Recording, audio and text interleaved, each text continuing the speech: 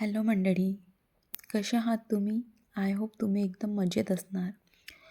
So आजचा आपला video हा आहे की तुमचे पार्टनर किंवा तुमचा एक खास मित्र, मैत्रीण जे पण असेल ते तुमच्याशी का बरं नाही बोलून राहिलेले आहे.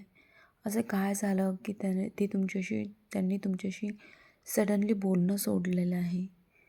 तर तोच आहे आजचा आपला टॉपिक. सो तुम्हाला काय करायचं आहे की जो पण तुमचा मित्र असेल त्याचं नाव घ्यायचं आणि ज्यांना पण तुम्ही मानता त्यांना हे विचारायचं किंवा टॅरोला, युनिवर्सला विचारायचं, एंजलला विचारायचं की जो पण ज्या पण व्यक्तीविषयी तुम्ही विचारत आहे तो तुमच्याशी का बरं नाही बोलत आहे, प्लीज टेल मी. आणि मला एक गोष्ट आणखी सांगायची आहे की एनर्जी एक्सचेंज होत असते तुमची आणि माझी. आणि ज्या गोष्टी मी सांगते त्यात काहीतरी जे चांगलं घडते ते तुमच्यासोबत होतं. सो तुम्हाला काय करायचं आहे, सबस्क्राईब करायचं आहे, लाईक आवडलं असेल तर लाईक कराल आणि कमेंट करून नक्की सांगाल. सो पाईल नंबर 1 आणि 2 आहे. जर तुम्ही पाईल नंबर 1 चूज केलं असेल तर तो तुमच्याशी का बरं नाही बोलत आहे, तर त्याला तुमचं ना कोणत्या तरी गोष्टीवर राग आलेला आहे. त्याला असं वाटत आहे की तुम्ही त्यांना सोडून तुमच्या करिअरवर किंवा अभ्यासात जास्त लक्ष देते आणि त्यांना तुम्ही निग्लेक्ट करून राहिलेलं आहे हळूहळू. त्यांना जसं वाटतं आहे की तुम्ही त्यांना पॅम्परिंग करायला पाहिजे किंवा तुम्ही त्यांच्यावर जास्त लक्ष द्यायला हवे, त्यांच्यासोबत टाईम स्पेंड करायला हवे, ते तुम्ही त्यांना नाही देत आहे. आणि तुम्ही कोणत्या तरी दुसऱ्याच कामात लागला आहे, त्यांना खूप अवॉइड करून राहिले असं ते फील करत आहे. त्यामुळे ते तुम्हाला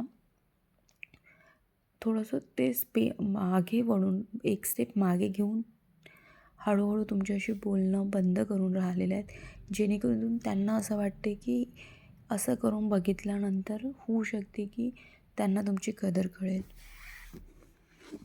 आणि त्यांनी पाईल नंबर 2 हा चूज केलेला आहे.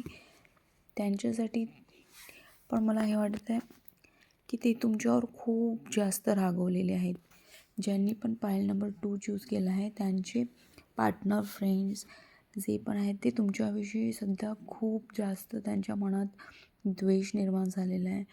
ते तुमच्याविषयी खूप वाईट विचार करत आहे सध्या. त्यांना असं वाटत आहे की हिने माझी गॉसिपिंग कोणी दुसऱ्या तिसऱ्या व्यक्तींकडे केली, हिला माझी काही पडलेलीच नाही आहे. आणि त्यांना असं वाटत आहे की हिला ना मी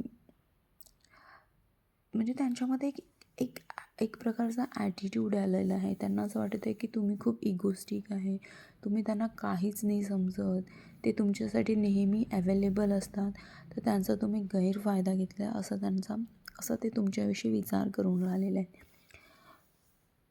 सो त्यामुळे ते तुमच्याशी हळूहळू बोलणं बंद करून राहिलेलं आहे किंवा प्रॉपरली त्यांनी तुमच्याशी बोलणं बंद केलं असेल. सो मला सांगाल ही गोष्ट बरोबर आहे की नाही आहे? आणि आवडलं असेल तर लाईक आणि सबस्क्राईब नक्की करा. थँक्यू.